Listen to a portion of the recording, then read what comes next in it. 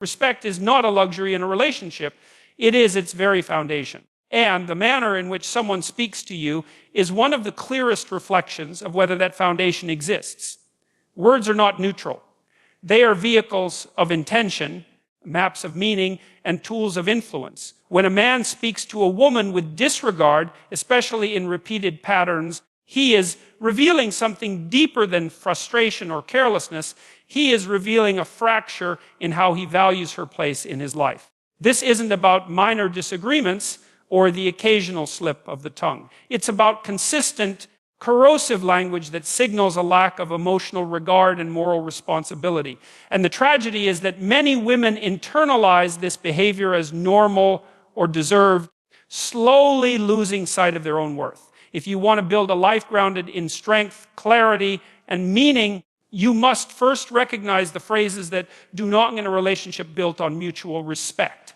Because the truth is, when a man stops respecting you, it rarely begins with actions. It begins with words. You're overreacting. It sounds harmless enough, rational, even reasonable, especially when emotions are running high. But this phrase, seemingly innocuous, is one of the most psychologically dismissive tools a man can use when he doesn't want to take responsibility for your feelings. When a man tells a woman she's overreacting, he is not simply making a comment about the scale of her emotions. He is issuing a judgment about the validity of her perception, her sensitivity, and ultimately her right to feel. And that matters more than most people realize, because relationships thrive or die on how each person's internal world is honored or ignored. The phrase itself is manipulative, not because it's always false, but because of how and when it's used. It's rarely said with calm concern or a desire to understand. Instead, it often comes at the moment when a woman begins to speak about something that doesn't sit right with her. Whether it's how she was treated, a broken boundary, or a lack of communication. And in response, instead of leaning in with curiosity or accountability, he distances himself with that phrasing, you're overreacting. It implies that the problem isn't what happened. It's your reaction to it. It's a way of shifting the blame from the action to your emotional processing of it. This is not a small error in logic. It's a dismantling of emotional safety. And emotional safety is the foundation of intimacy. Without it, there is no relationship, only performance. If you are constantly made to feel that your emotions are excessive, knowledge, irrational, or inconvenient, you begin to doubt not only your feelings, but your perception of reality. You begin to apologize for speaking up, to stay quiet in the face of discomfort, and to make excuses for behavior that is gradually eroding your self-worth. You trade your voice for the illusion of peace. And the moment you do that, you are no longer in a relationship, you are in a dynamic of control. What's particularly insidious is how culturally normalized this phrase has become. Women are often told they are too emotional, too dramatic, too sensitive, especially when they assert themselves or set boundaries. But sensitivity is not weakness. It is atonement. It is the capacity to notice what others might miss. And in a healthy relationship, that sensitivity is not ridiculed. It is respected. It's understood as a strength, a signal of empathy, and an invitation for deeper connection. But in the mouth of a man who has ceased to respect you, your sensitivity becomes a threat to his comfort and control. And so he discredits it, not with rage, but with rhetoric. Not with violence, but with a subtle dismissal wrapped in rational language. This kind of manipulation is dangerous precisely because it hides in plain sight.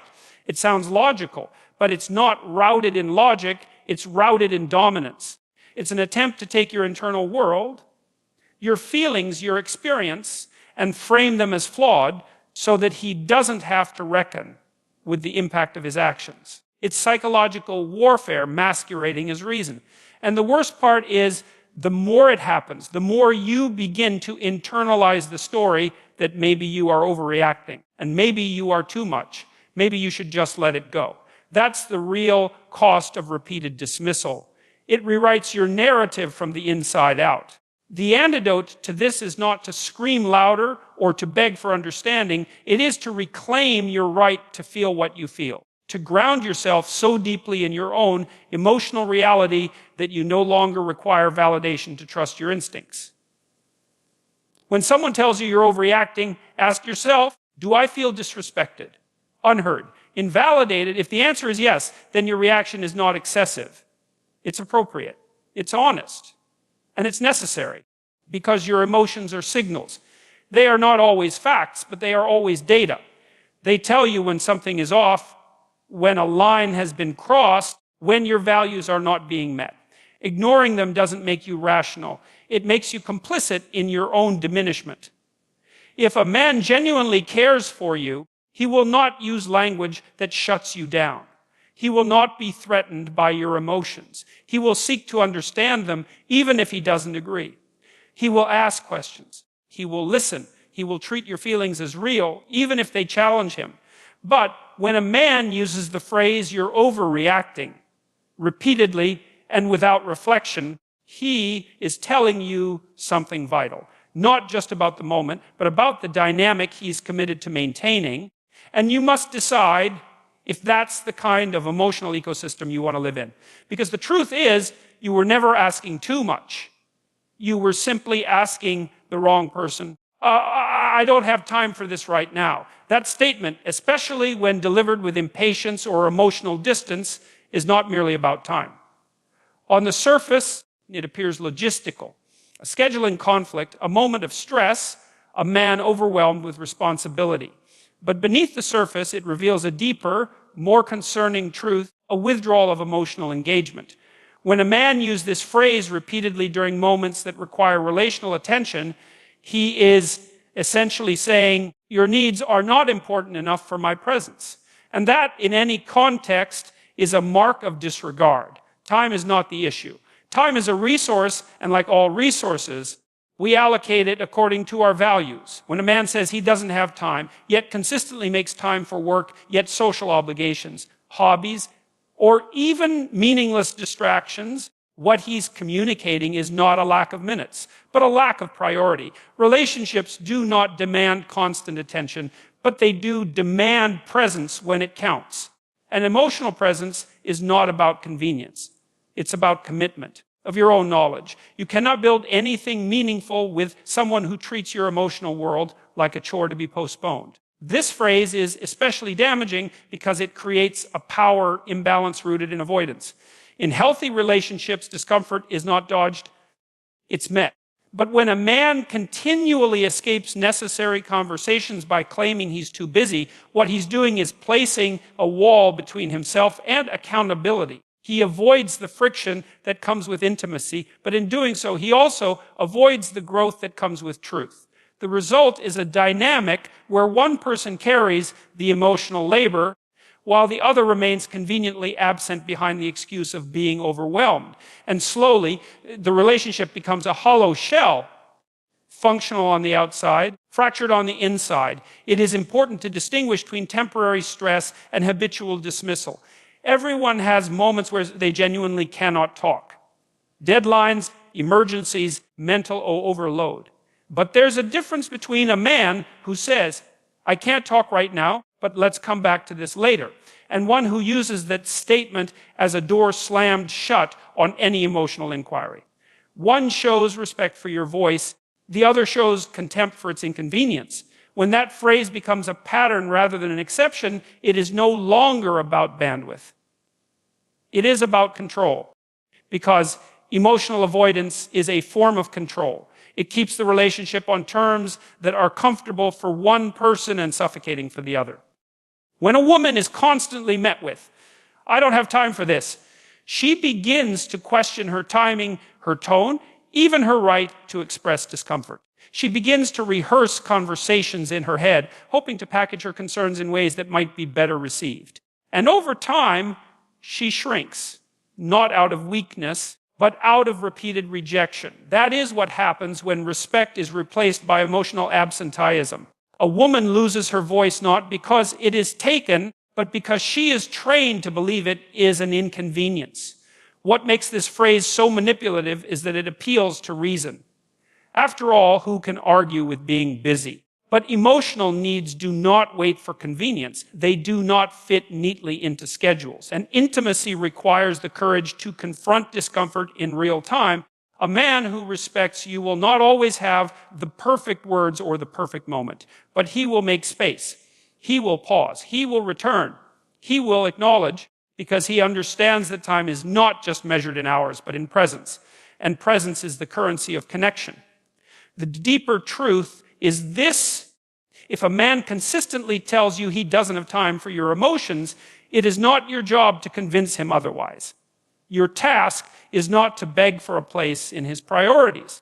Your task is to recognize when a door is being closed on your emotional reality, and to decide whether you will continue knocking or walk away with your dignity intact. On the basis of your own knowledge, there is nothing noble about waiting for someone to make room for you when they've already shown they won't.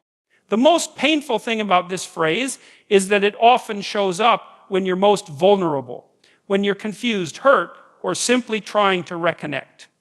And being dismissed in those moments doesn't just hurt, it devalues. It tells you again and again that your inner world is not worth his outer effort.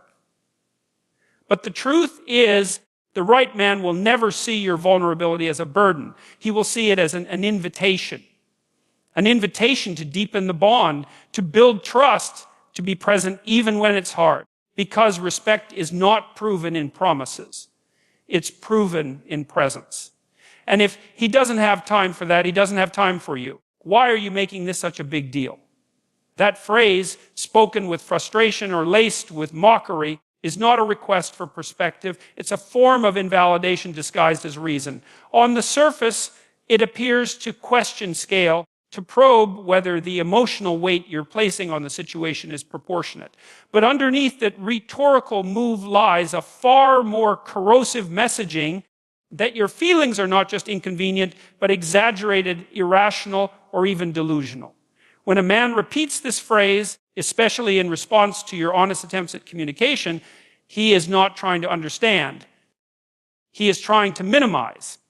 And the moment someone starts minimizing your pain, they are no longer relating to you. They are managing you. This is not just about emotional conflict. It is about perception and power. Because relationships are not held together by the absence of disagreement. They are held together by the ability to process disagreement with dignity. When you bring up an issue, whether it's feeling ignored, disrespected, or misunderstood, you are not attacking. You are extending an opportunity for the relationship to grow. But when he responds with, "Why are you making this such a big deal?" he is shutting down that opportunity. He is telling you that your emotional reality is too heavy, too messy, too much. And instead of stepping into the moment with presence, he retreats behind a veil of emotional superiority. The impact of this kind of language is profound, especially over time. When you are repeatedly told that you're exaggerating, you begin to believe that your standards are flawed. You begin to question your instincts, to mistrust your emotional intelligence. You wonder whether you are, in fact, too demanding. That internal doubt becomes a silent war, a quiet erosion of confidence. You stop speaking up as often. You downplay your concerns. You turn real injuries into whispered footnotes in the narrative of the relationship. And he wins. Not because he's right, but because he's trained you to lower the volume on your truth. This is how psychological control operates. Not through domination, but through distortion. The phrase, "Why are you making this such a big deal?" reframes your legitimate concern into a character flaw. Suddenly, the issue isn't what happened, it's your reaction to it. He becomes the calm, rational one, and you become the emotional, unstable one. It's a power play carefully cloaked in the language of logic. But logic, when used to invalidate, is no longer logic. It's weaponized detachment. And no one thrives in an environment where their inner world is treated like an overreaction. One of the most damaging aspects of this phrase is that it doesn't just affect how you see him. It changes how you see yourself. You start policing your emotions. You start performing calmness even when you're hurting. You start delaying conversations until they feel less emotional, less dramatic, less likely to provoke that same tired accusation. But that delay costs you something. It costs you authenticity. You can't build intimacy on preteens. You can't build connection on self-censorship. If you're constantly editing your emotions for someone else's comfort, you're not in a partnership.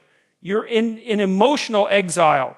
Respect making space for the significance of what matters to your partner, even when you don't fully understand it. It means recognizing that sometimes things are a big deal because of history, context, or personal values, not because they meet some objective standard of seriousness. A man who respects you doesn't measure the validity of your emotions by how inconvenient they are to him. He listens. He leans in. He asks why this matters to you. He learns what lies beneath the reaction instead of labeling it excessive, because that's what mature love does. It investigates, it doesn't invalidate. When a man habitually uses this phrase, he's showing you that he would rather preserve his comfort than deepen his understanding. And if that's the foundation, what you're building isn't love, it's tolerance. It's emotional survival dressed up as commitment. And you deserve more than that. You deserve to be in a relationship where your voice is not something to be managed, but something to be heard. Where your emotions are not measured against a dismissive scale, but explored with respect. Because the moment someone makes you feel guilty for caring, they are no longer protecting your heart. They're protecting their ego. And here's the final truthing when a man says, "Why are you making this such a big deal?" You must ask yourself a different question entirely. Why is he making your feelings so small? You always do this. It's a phrase loaded with generalization, accusation, and emotional dismissal, yet it is delivered with such familiarity that many people mistake it for a simple observation. But when a man consistently uses this phrase in the middle of emotionally charged conversations, it reveals more than frustration. It reveals a pattern of disrespect wrapped in blame. It paints you not as a person with feelings and reasons, but as a predictable emotional problem. It strips you of individuality and growth. And when repeated enough, it becomes less of a comment and more of a character assassination. The danger in this phrase lies in its use of the word always. That word is absolute. It offers no space for change, no room for understanding, no grace for circumstance. When a man says, "You always do this," he isn't seeking clarity or resolution. He's positioning himself as a victim of your supposedly perpetual failings. And when he does this, he ceases to speak to the moment and begins speaking to a distorted narrative he's created about you. Suddenly, your voice isn't responding to the present. It's trapped under the weight every exaggerated grievance he's decided defines who you are. This phrase often appears in emotionally vulnerable moments. You might be trying to express that you feel ignored, hurt, or disappointed, and instead of being met with curiosity or care, you are labeled.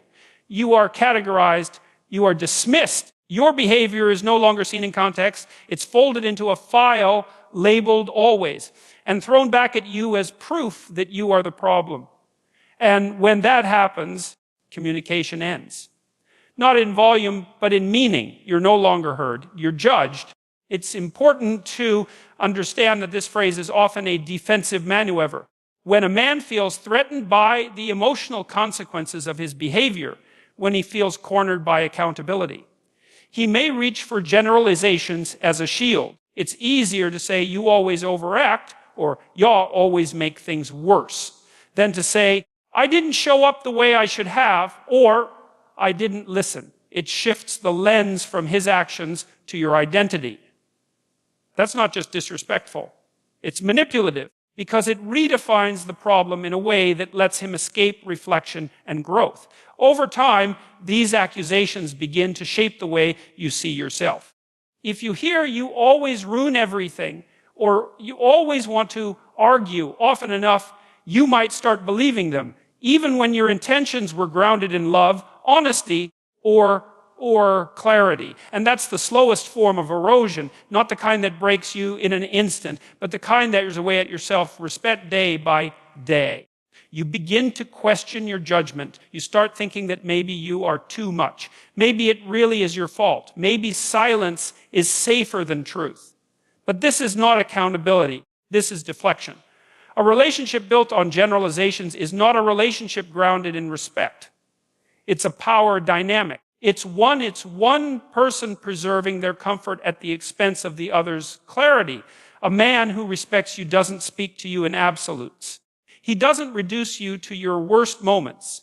He doesn't weaponize your past behavior to invalidate your current emotions. Instead, he engages with specificity. He says, when this happened, I felt this way. Not, you always do this. Because he knows that healthy communication is precise, not punishing. Another problem with you always do this is that it leaves no room for repair. If you're always wrong, if you always react poorly, if you always mess things up, your own knowledge, then what's the point of trying? This kind of language creates emotional hopelessness. It teaches you that your efforts will never be enough, that your voice will always be overshadowed by his version of who you are. And in a truly respectful relationship, that is never the message. The message should be we are both learning, both growing, both trying to understand. It should be, I see you even when it's hard. The next time you hear that phrase, pause. Don't rush to defend yourself. Don't collapse under the accusation. Instead, ask yourself, is this an honest reflection of who I am, or is this a reflexive attempt to escape the discomfort of my truth? Because when a man respects you, he will not trap you in emotional corner. He will not label you as the problem to avoid looking at himself. He will sit in the discomfort with you. He will sort through the tension. And he will speak not to diminish you, but to understand you. Because love that honors does not speak in absolutes. It speaks in awareness. You're too sensitive. It's a phrase often delivered with a casual shrug or a smirk, as if it's just a passing comment. But it is not innocent. It is not harmless. It is a weapon. It slices quietly, not through the surface of an argument, but through the roots of a person's self-perception. When a man tells you that you're too sensitive, what he's doing is reframing your reaction as the problem rather than examining his behavior as the cause. He isn't listening to your emotional experience, he's discrediting it, and that is one of the most subtle yet devastating forms of disrespect. It being called too sensitive suggests that your feelings are not only excessive but also irrational. That the pain you feel is an overreaction. That the tears, the frustration, the disappointment, they are not valid responses but flaws in your emotional makeup. It turns your humanity into a defect. And over time, if you hear it enough, you begin to wonder if it's true. You begin to question the legitimacy of your emotional world. You begin to suppress, to filter, to water yourself down in the name of being easier to deal with. Not because you believe it's healthy, but because you've been conditioned to fear being labeled again. This is how emotional gaslighting begins. Because the issue is no longer the words he said, the things he did, or the pain you felt. The issue becomes your reaction. The spotlight shifts from his behavior to your response, and in that shift, accountability is lost. You become the one who has to explain herself, justify herself, defend herself, just for feeling something real. And this isn't just disrespect. It's emotional manipulation. It's the strategic undermining of your internal compass, your ability to say, this hurt me, and trust that statement to be enough. When a man repeatedly tells you that you're too sensitive, he is not helping you build resilience. He is trying to avoid responsibility because it is easier to call you fragile than it is to admit he was careless. It is easier to mock your reaction than to reflect on his actions. And this deflection gives him power, not because he's right, but because he's teaching you to doubt yourself before you ever question him. That's not love. That's control. And control is never the language of respect. The tragedy is that many women internalize this message early. Society conditions them to apologize for their emotions, to make room for others even when it empties them. So when a man says, you're too sensitive, it doesn't land as a warning. It lands as confirmation. It confirms the lie they were already told that their emotions are obstacles rather than indicators, burdens rather than signals. But emotion is not weakness. Sensitivity is not a flaw. It is the antenna through which we connect to the world, to truth, to other people, to silence that is not maturity. It's mutilation. Real respect means making space for emotional responses, even when they are intense, especially when they are intense. Because emotion is data. It tells you when something's not right, when something matters, when something hurts. And a man who respects you doesn't try to numb your instincts. He learns from them. He listens. He leans into your sensitivity as a portal to greater understanding. He sees that behind that so-called sensitivity is often someone who is deeply aware, deeply attuned, and deeply committed to emotional integrity. It's also worth remembering that what some call sensitivity is often just clarity. You see things others ignore. You feel shifts in tone, meaning in silence, weight in words that were tossed too carelessly. That's not a weakness. That's a gift. But in the wrong relationship, that gift is turned against you. It becomes a target, a trigger, something to be ridiculed until you learn to bury it. But in the right relationship, it becomes a bridge. It becomes the foundation of empathy, the language of deep connection, the signal that love is still alive and paying attention. So when a man tells you, you're too sensitive, take a step back, not to doubt yourself, but to see him more clearly. Because what he's really saying is, I don't want to deal with how my actions make you feel. He's saying, your emotional clarity is inconvenient to me. And someone who is inconvenienced by your truth cannot be trusted with your heart. You don't need to become less sensitive. You need to be with someone who is more aware, more grounded, more emotionally intelligent. Someone who doesn't flinch at your depth, but feels honored by it. Because the right man won't call you too sensitive, he'll call you honest. And he'll meet you there, in that honesty, with the full weight of his respect.